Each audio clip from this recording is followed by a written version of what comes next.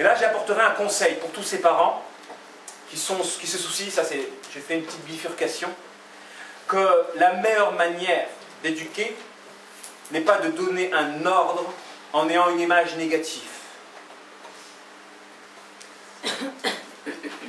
Mais c'est d'avoir un souci pour la guider de l'enfant avec une image positive, quand bien même celui-ci commettrait des forfaits.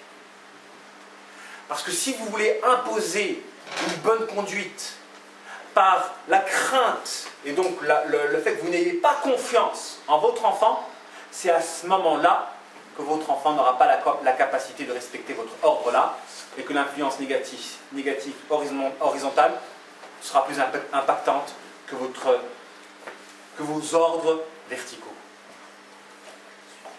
Quand on doit éduquer, on doit donner un ordre avec une bonne image de celui qui les réceptionne, donc en croyant en la capacité de celui qui les réceptionne.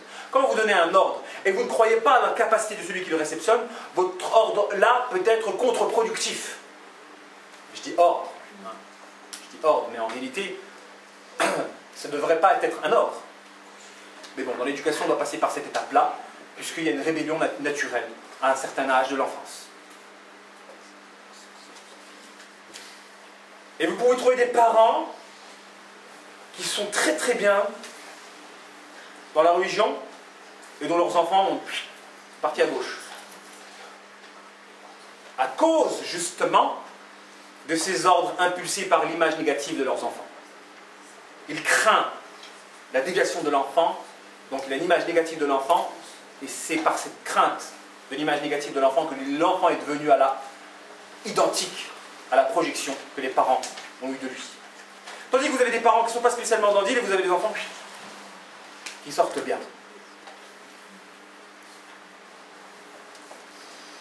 L'image positive est importante. Quoi qu'il en soit, pour revenir dans le sujet, la question de l'environnement à l'endroit d'éducation, c'est un dilemme pour de nombreux parents qui enlèvent leurs enfants du public pour les mettre dans le privé, bien que le problème peut se déplacer aussi dans le privé, parce que les entrées de la contamination ténébreuse peuvent se faire par la direction, par les professeurs, par les camarades de classe, par les parents d'élèves. Si les parents d'élèves ne font pas bien leur mal-être, ils vont le transmettre aux camarades de classe. Le camarade de classe va contaminer un élève qui, lui, était bien. Donc une véritable école qui bouche tous les trous du flux ténébreux, c'est une école qui a une bonne direction, qui a de bons professeurs, et surtout, qui a des parents d'élèves tous canalisés. Là, vous allez avoir une école nickel. Par contre, les élèves peuvent rentrer par les parents d'élèves, par les camarades, par la direction ou par les professeurs.